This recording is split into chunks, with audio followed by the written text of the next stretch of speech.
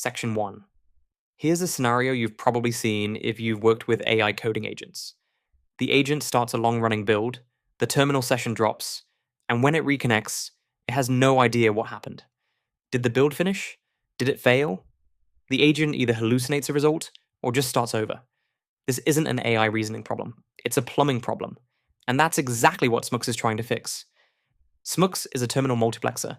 Think TMUX or Screen, but designed specifically for AI agents rather than humans. Let's talk about what that actually means in practice. When a human uses TMUX, they split panes, attach and detach sessions, scroll through history visually. That's great for humans. But an AI agent interacting with a terminal needs something different. It needs predictable, structured output. It needs to know when a command is done. It needs a clean way to read the last n lines of output without accidentally triggering weird terminal escape sequences. It needs session persistence that doesn't require human-style reattachment. Smux exposes terminal sessions through a dead simple HTTP API.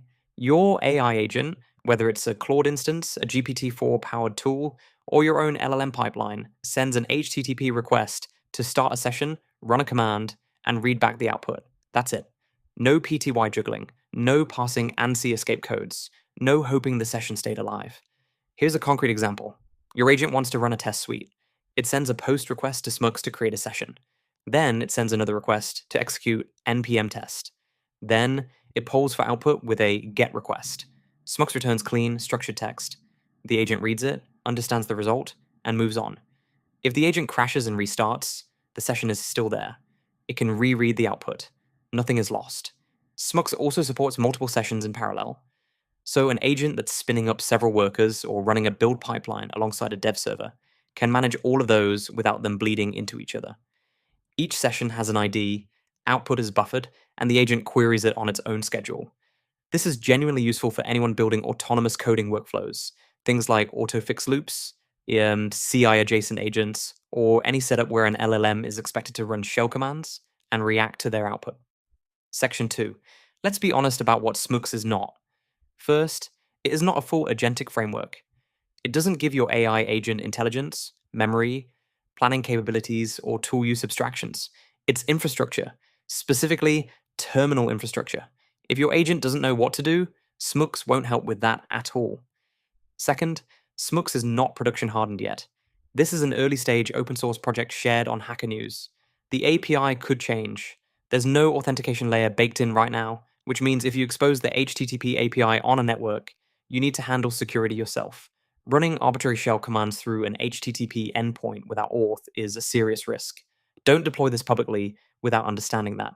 Third, it's not a replacement for proper sandboxing. If your agent is running untrusted code it wrote itself, or code from an external source, Smux does nothing to contain that. You still need container isolation, network restrictions, and resource limits on top of Smux, not instead of it. Fourth, the output buffering has limits. For very long-running processes that produce massive amounts of output, you'll want to think carefully about how you're polling and what you're doing with that buffer. There's no built-in log rotation or streaming to external storage out of the box. And finally, this is important. Smux doesn't solve the harder problems in agentic AI like context length limits, reasoning errors, or the agent not knowing when to stop. It solves exactly one thing: reliable terminal interaction for agents. That's its whole job. Don't expect more. Section 3. So where could this realistically go from here?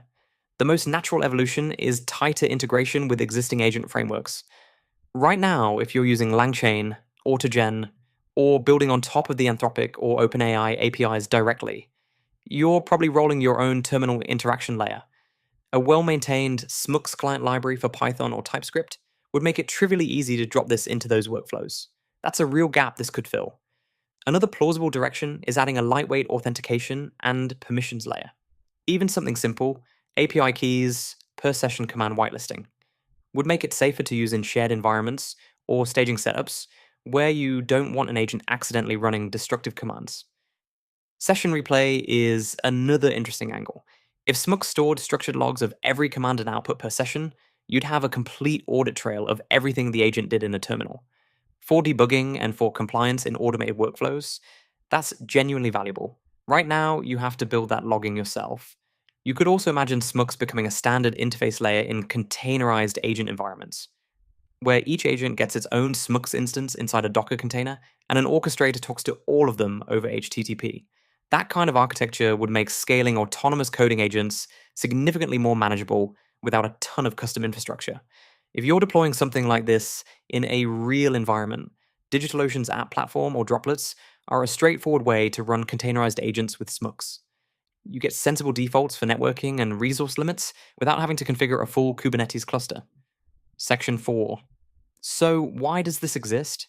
What problem is it actually solving at the root? Most of the work in the AI agent space right now is focused on making models smarter, better reasoning, better tool use, longer context windows. And that work matters.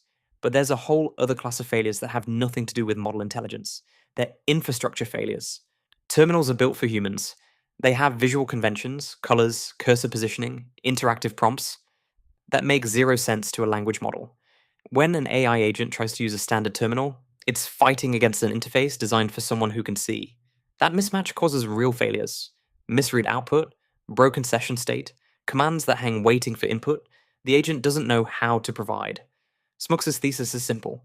If you want reliable AI agents operating in terminal environments, give them a terminal interface designed for machines, not for people. The HTTP API isn't a workaround. It's the right abstraction for a non-human client. This is actually a broader pattern worth paying attention to in AI engineering.